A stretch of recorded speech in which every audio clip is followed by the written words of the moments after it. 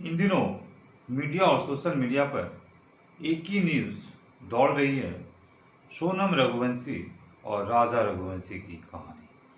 लेकिन आज की जो कहानी हम आपको सुनाने जा रहे हैं, ये सोनम रघुवंशी और राजा रघुवंशी के ऊपर भारी पड़ता है, क्योंकि यहाँ पर एक माँ और बेटी दोनों एक ही लड़का से प्रेम कर बैठती है, और जब लड़की का शादी होता है दूसरे से, तो दोनों मिलकर एक ही साथ घटना को अंजाम देते हैं। यकीनन ये घटना जब वहाँ के गांव वालों को पता चलता है, तो सभी की आंखें फटी की फटी रह जाती है। आपके पास जब तक ये न्यूज़ पहुँचेगी और आप सुनेंगे इस न्यूज़ को, तो आपकी भी आंखें फटी की फटी रह जाएगी। नमस्कार, मैं संतोष प्रसाद आप सबको अपने चैनल संतोष अकेला फैक्ट में स्वागत करता हूँ। ये घटना है तेलंगाना राज्य का एक जिला है कुर्नूल। कुर्नूल का रहने वाले सुजाता देवी जिनकी उम्र होती है लगभग 45 वर्ष, और इनकी एक बेटी होती है ऐश्वर्या जिसकी उम्र होती है महज 22 वर्ष। सुजाता अपनी बेटी ऐश्वर्या के लिए 13 फरवरी 2025 को एक लड़के की तलाश करती है और उससे इसकी एंगेजमेंट हो जाती है, और लड़का का नाम होता है तलेश्वर जो एक जमीन का कारोबार करता था। इसकी उम्र होती थी 25 वर्ष। तलेश्वर जमीन का कारोबार करता था, काफी पूंजीपति वाला था, पैसा उसके पास अच्छा खासा रहता है। तभी ऐश्वर्या की माँ सुजाता को तलेश्वर पसंद आ जाता है और अपनी बेटी की शादी की उससे बात करता है। जैसी सुजाता अपनी बेटी की शादी इस तलेश्वर से करने की, एंगेजमेंट करने की बात करती है, शुरू में बेटी जो होती है इस रिश्ते से खुश नहीं होती है, लेकिन वो अपनी माँ की बात समझाने पर जो ऐश्वर्या है वो शादी के लिए तैयार हो जाती है, और इन लोगों का 13 फरवरी 2025 को एंगेजमेंट हो जाता है। 13 फरवरी 2025 को एंगेजमेंट जैसे ही होता है, महज 15 फरवरी को ऐश्वर्या अपने घर से अचानक गायब हो जाती है, और यह कहा जाता है कि ऐश्वर्या एक बैंक कर्मी के साथ फरार हो गई है। पूरे गांव में, समाज में हल्ला हो जाता है कि ऐश्वर्या चूंकि शादी से खुश नहीं होती है, एंगेजमेंट से खुश नहीं होती है तलेश्वर के साथ, तभी उसकी चक्कर एक बैंक कर्मचारी से रहता है, और वो 15 फरवरी को घर से गायब हो जाती है, भाग जाती है बैंक कर्मचारी के साथ। लेकिन महज एक दिन के बाद वो 16 फरवरी को फिर से घर में वापस आ जाती है। आने के बाद जो तलेश्वर के परिवार वाले होते हैं, माता पिता, वो इस लड़की से शादी के लिए इनकार करते हैं, क्योंकि लड़की एंगेजमेंट के महज 5 दिन के बाद ही अपने घर छोड़कर भाग चुकी थी। तभी ऐश्वर्या सभी को समझाती है कि दरअसल मैं किसी के साथ कहीं भागी नहीं थी, वो एक दिन के लिए मैं गई थी, अपने एक दोस्त के फ्रेंड के घर में रही थी, वहां से तिलक का कुछ पैसा उसे के जुगाड़ करना था, इसलिए मैं पैसा लेकर आई। और ये अपनी बात को समझाने में सफल होती है, तलेश्वर के माता पिता को समझा देती है। फिर इन लोगों की शादी 18 फरवरी को 3 दिन के बाद बड़ी धूमधाम से हो जाता है।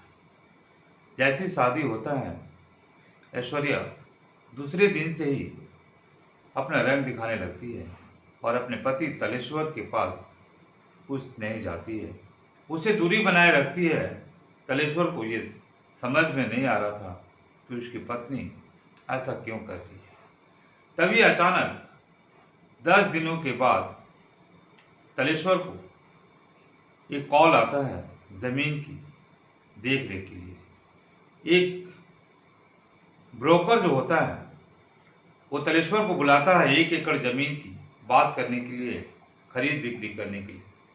तलेश्वर भी उस ब्रोकर के बुलाने पर चला जाता है, और जाने के बाद वो फिर घर वापस नहीं आता है। तभी उसके माता पिता सभी लोग हैरान परेशान हो जाते हैं, और वो लोग पहुंचते हैं नज़दीकी के थाना पहुंचने के बाद वहां पर अपनी बेटी की गुम होने की शिकायत दर्ज कराते हैं। तभी पुलिस जो है खोजबीन में लग जाती है, जांच पड़ताल में लग जाती है और तलेश्वर का सीडीआर और मोबाइल लोकेशन से पता करती है। जगह पर जाती है, तलेश्वर का शव बरामद हो जाता है, लेकिन खूनी का कोई पता नहीं चलता है। तभी मोबाइल की कॉल डिटेल्स को निकाला जाता है पुलिस के द्वारा। उसमें यह पाया जाता है कि तलेश्वर की जो पत्नी होती है, नई नवेली दुल्हन ऐश्वर्या, उससे उसकी बात महज 2 से 3 बार उसके मोबाइल पर कॉल जाता है। लेकिन ऐश्वर्या की कॉल एक ऐसे कर्मचारी के पास जाता है, ऐसे लड़के के पास जाता है, बैंक कर्मचारी होता है, उससे लगातार उस पीरियड में वो 200 से 250 बार वो बात कर चुकी थी। घटना से कुछ समय पहले भी उससे बात हुई थी, घटना के कुछ समय बाद भी उससे बात होते रहती थी। तभी पुलिस को कुछ शक जाता है और वह ऐश्वर्या को थाने बुलाता है। ऐश्वर्या को थाने बुलाने के बाद उसकी कॉल डिटेल्स दिखाता है। तभी पुलिस को एक दूसरे थाना से इंस्पेक्टर की फोन आती है, जहां पर यह तय किया जाता है कि जो ऐश्वर्या की मां होती है सुजाता का भी इस बैंक कर्मचारी के साथ कई बार बातचीत होते रहता है। उस पीरियड में भी जब तलेश्वर गायब हुआ था, तब भी उसकी सुजाता की बात उस बैंक कर्मचारी से होता है। इस बीच में ऐश्वर्या की बात पुलिस थाने में चल रही थी और पुलिस वाले पूछताछ कर रहे थे। लेकिन ऐश्वर्या इस घटना से अनजान रहती है, वो कुछ भी बताने से इनकार करती है।